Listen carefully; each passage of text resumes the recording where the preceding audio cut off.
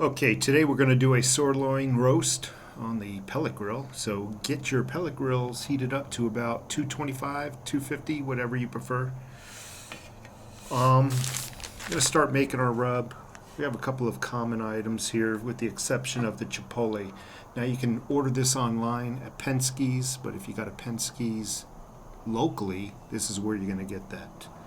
This is going to give it a nice smoky flavor. So we're going to start off, I always start off with my beef, coarse pepper,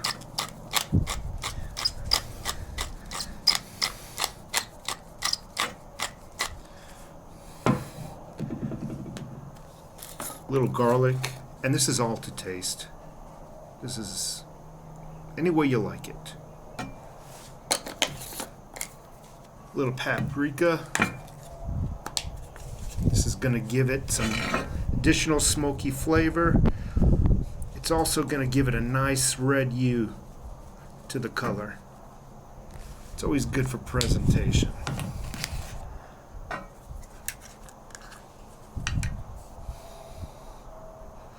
Just a little dab of this. I always just go by look.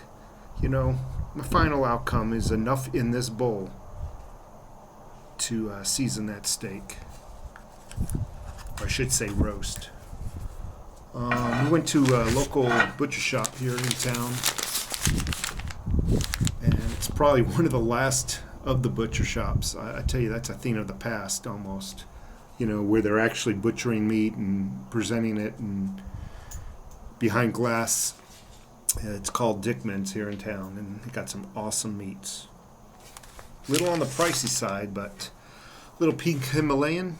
Now I'm going to go light on this salt because, as we all know, salt has a tendency to draw out the juices. So really easy on that.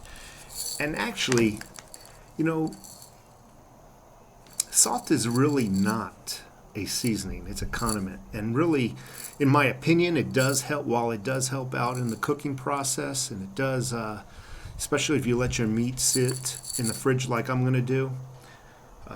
Most of the time, I try to use the majority of my salt when I'm at the table as a seasoning, as a condiment. I'm sorry. So I'm just going to go really light on this salt.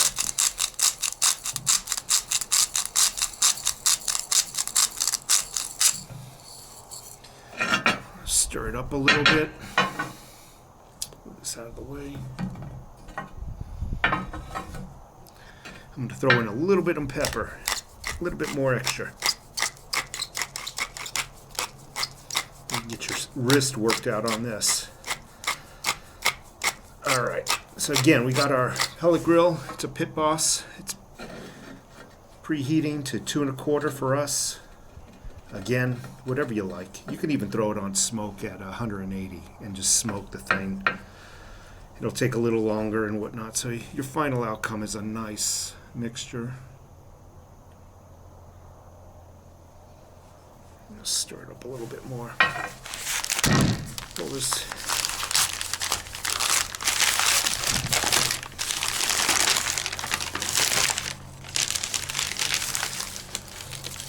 So this is the meat right here. It's a nice piece, tied up, really nice. Throw this down here. And I've already washed my hands. Wrap that up. They're just gonna do a generous little drizzle over this.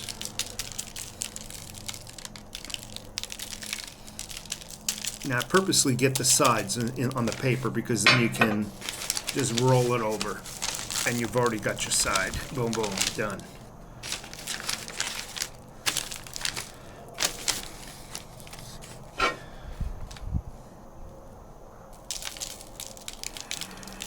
Oops, that's okay. That's okay. It's going to be tasty right there. That'll be my piece. I'm going to throw this back in the fridge. Pat this down a little bit. Shake off that extra that we just poured. pat this down on the paper, make sure we get all that seasoning in the meats.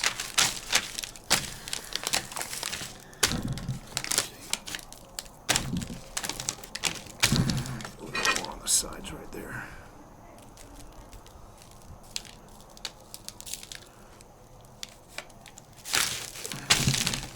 And I think we're ready to wrap this back up.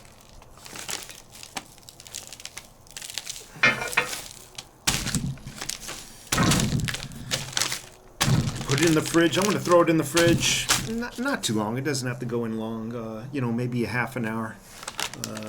You can do it longer if you want. You can even do this overnight. There's no right or wrong way. So let's place that again. Put it back in the fridge, and then I'll meet you by the smoker, just like magic. Okay, the grill is up to about 194 right now. I'm going to throw the meat on. The way I see it is anything between 180 and 225 is a smoking range. So I don't mind putting the meat on while it smokes a little bit until she creeps up to that 225 I set her at.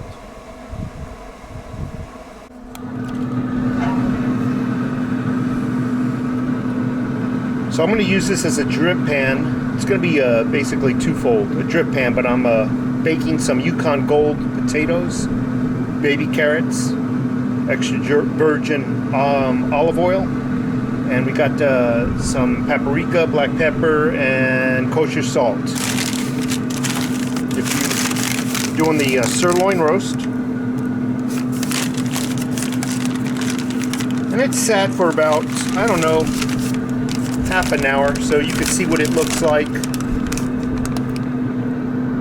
before we throw it on.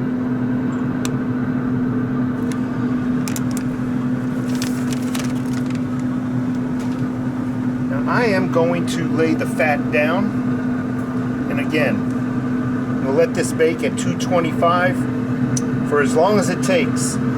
Also,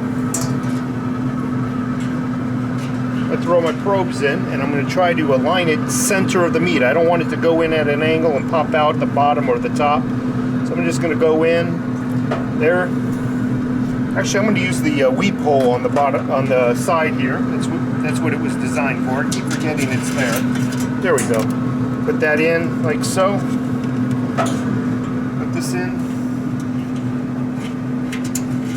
and we're going to do it at the back side here. I am looking for an internal temperature of 145. 140 is adequate. It's just a little too rare for me. I like it right around that medium, maybe slightly under medium. So 145, and we'll pull her out.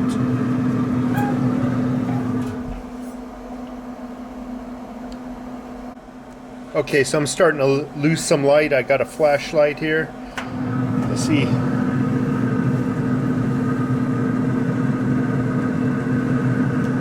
Close look at this.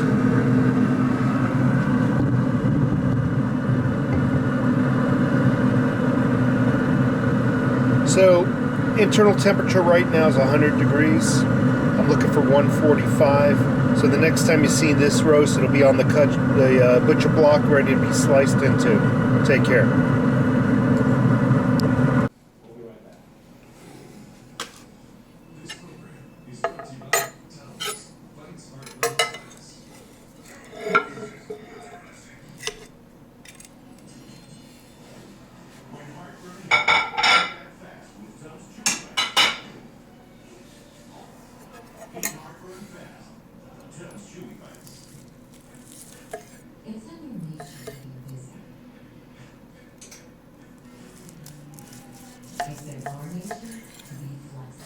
Very tender.